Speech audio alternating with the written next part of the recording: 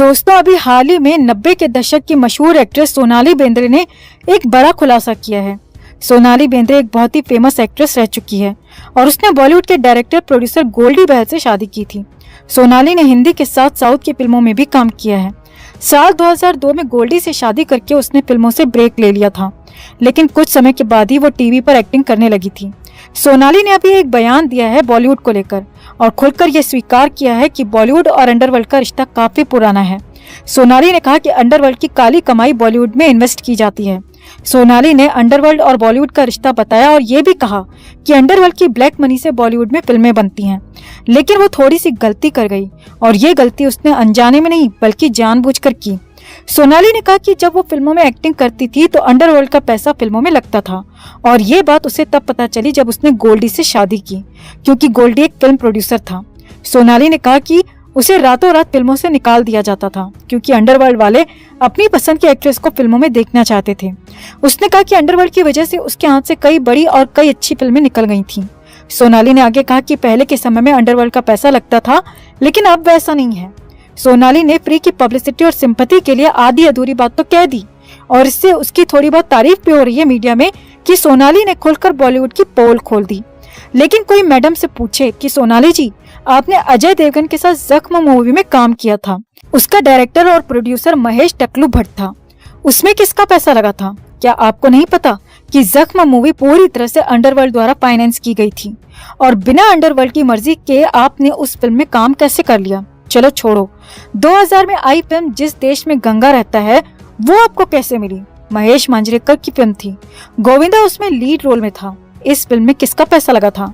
क्या वो आपको नहीं पता? चलो इसको भी जाने दो। साल 2003 में एक फिल्म आई थी जिसका नाम था चोरी चोरी, उसमें भी आप अजय देवगन के साथ लीड रोल में थी, साथ में रानी मुखर्जी थी। उस फिल्म में किसका पैसा लगा था और आपको ये फिल्म कैसे मिली? चलो ठीक है, एक और थोड़े टाइम पहले का ही केस बताते हैं। साल 2013 में आई film once upon a time in Mumbai दोबारा, आपको इस फिल्म में कैसे काम मिला? इस फिल्म में किसका पैसा लगा था? 10 साल बाद आपने इस फिल्म से कमबैक किया था, लेकिन ये फिल्म आपको दिलाई किसने थी और कैसे आपको ये फिल्म मिली? इन सवालों का जवाब बॉलीवुड में आप तो क्या कोई भी नहीं दे सकता, क्योंकि हर किसी को पता है कि बॉलीवुड में बड़े बजट की 70 से 80% फिल्में आज भी हवाला के पैसे से, नेताओं के पैसे से और बड़े बड़े बिजनेसमैन के पैसे से बनती हैं। और जिन जिन लोगों की काली कमाई फिल्मों में लगती है, फिल्मों की जो कास्ट होती है, जो एक्ट्रेसेस होती हैं, वो उन बड़े लोगों के बेडरूम में हाजिरी देने के बाद ही कास्ट की जाती हैं। सोनाली ने भलाई लेने के लिए और थोड़ी सी पब्लिसिटी के लिए यह आधा अधूरा ज्ञान बखाड़ दिया। खुद इसका पति गोल्डी बहल और संजय दत्त और कपूर परिवार एक दूसरे के रिश्तेदार हैं और संजय दत्त क्या है ये पूरी दुनिया जानती है। खुद इसका ससुर गोल्डी बहल का फादर रमेश बहल, वो कौन था? क्या इसे नहीं पता इन लोगों के बारे में? लेकिन इन लोगों को पता है कि पब्लिक बस पागल बैठी है, वो दिमाग तो यूज करती नहीं, जो ये बोलेंगे सब आंख बंद करके यकीन कर लेंगे। और सोनाली अगर खुद इतनी दूध की दूली है तो इसने उन फिल्मों के नाम क्यों नहीं बताए जिनमें अंडरवर्ल्ड का पैसा लगा था और जिन फिल्मों से इसे निकाला गया था? उसमें कौन डायरेक्टर था, कौन प्रोड्यूसर था, कौन एक्टर था? उन फिल्मों का नाम और उन फिल्मों की डिटेल इसने क्यों नहीं बताई? नहीं बता सकती, वरना खुद बेरोजगार हो जाएगी और जान से जाएगी वो अलग। लेकिन आधा अधूरा बयान देकर ये लोग बस मीडिया का अटेंशन गेन करना चाहते हैं, पब्लिसिटी लेना चाहते हैं और कुछ नहीं। ऐसे ही साल 6 महीने में कोई न कोई एक्ट्रेस निकलकर सामने आती है और बोलती है कि जब मैं फिल्मों में नई आई थी तो मुझे कंप्रोमाइज करने के लिए बोला गया था, मुझसे रिलेशन बनाने को बोला गया था, अकेले कमरे में बुलाया, रात में बुलाया, अकेली जगह बुलाया और पता नहीं क्या क्या बातें बोलती हैं। लेकिन कभी भी इस तरह की जो एक्ट्रेस बयान देती हैं वो फिल्म मेकर का या एक्टर का नाम कभी नहीं बताती। जिसने फसल काटने की डिमांड की है कम से कम उसका नाम तो बताओ। लेकिन ऐसे आधे अधूरे बयान देकर 2-4 दिन के लिए मीडिया में चर्चा में आ जाती हैं और उनका वही मकसद होता है। और कोई इनसे पूछे कि जब शुरू में ही तुमसे कंप्रोमाइज करने की डिमांड होने लगी थी तो फिर आपको आगे की फिल्में कैसे मिल गई? कोई जवाब नहीं देंगी। दरअसल ये लोग ऐसे किस्सों को समय समय पर इसीलिए बताते रहते हैं कि इनकी 2-4 दिन चर्चा हो जाए और बीच बीच में ये सुर्खियों में बनी रहें और लोग सोचें इनके बारे में कि अरे ये तो बहुत सीधी है, इसने अपनी मेहनत से ये मुकाम हासिल किया है और ये बेचारी विक्टिम है। लेकिन जिसने बॉलीवुड में 5 से 10 साल काम कर लिया या ए ग्रेड फिल्मों में काम कर लिया, वो ना तो कंप्रोमाइज से बचती है और ना ही अंडरवर्ल्ड से। अगर आप भी हमारी बातों से सहमत हैं तो कमेंट में अपनी बात, अपनी राय जरूर रखें और वीडियो को लाइक और शेयर कर अपना प्यार और सपोर्ट भी जरूर दिखाएं। चैनल के साथ जुड़कर चैनल को सब्सक्राइब कर हमारी आवाज बने।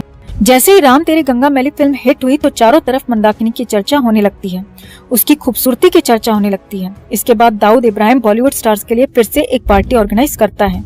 इस बार उसमें मंदाकिनी भी जाती है। मंदाकिनी और दाऊद की वहाँ पर मुलाकात होती है और धीरे धीरे ये मुलाकात प्यार में बदल जाती है। दाऊद को शौक था बॉलीवुड की हीरोइंस के साथ खेलने का। दाऊद हर तीसरे दिन एक नई एक्ट्रेस को पकड़ता, यूज करता और फेंक देता। जैसे ही दाऊद और मंदाकिनी का प्रेम परवान चढ़ता है, वैसे ही दाऊद को भारत छोड़ना पड़ता है। साल 1986 में दाऊद पर एक मर्डर का आरोप लगता है और वो कुछ बड़े नेताओं की मदद से भारत से दुबई भाग जाता है। इसके बाद मंदाकिनी हर 2-3 महीने में दुबई जाने लगती है।